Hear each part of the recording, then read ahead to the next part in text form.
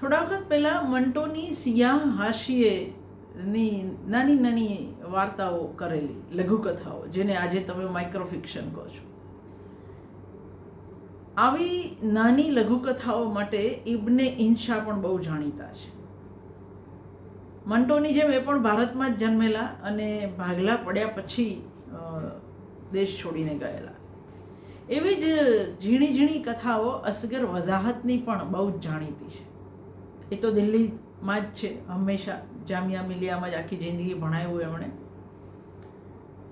તો આજે આપણે ઇબ્ને ઇન્શાની લઘુકથાઓની વાત કરીશું અને પછી જ્યારે સમય મળશે ત્યારે અસગર વઝાહતની લઘુકથાઓની પણ વાત કરીશું.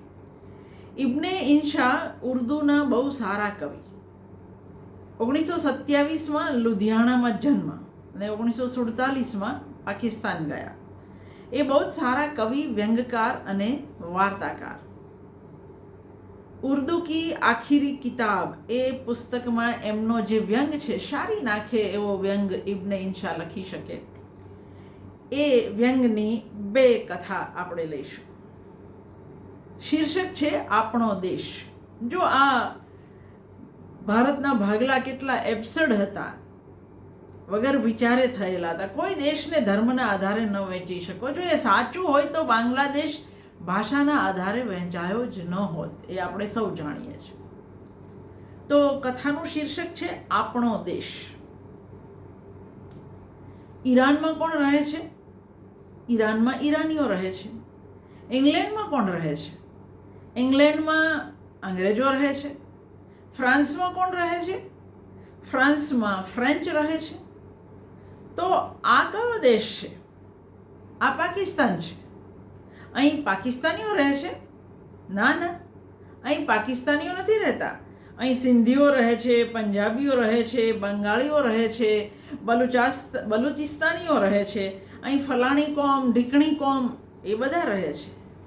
પણ પંજાબીઓ તો હિન્દુસ્તાનમાં રહે છે, સિંધીઓ પણ હિન્દુસ્તાનમાં છે, બંગાળીઓ પણ હિન્દુસ્તાનમાં છે.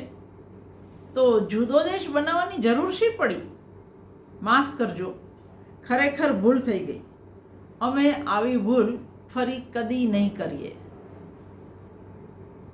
પાકિસ્તાનનું બનવું એ કેટલી મોટી ભૂલ હતી એ આ વાર્તા, આટલી નાનકડી વાર્તા આપણને કહી જાય. બીજી નાનકડી વાર્તાનું નામ છે પાકિસ્તાન. ભૌગોલિક સ્થાન સીટો પાકિસ્તાનની પૂર્વ દિશામાં આવેલ છે અને સેન્ટો પશ્ચિમ દિશામાં.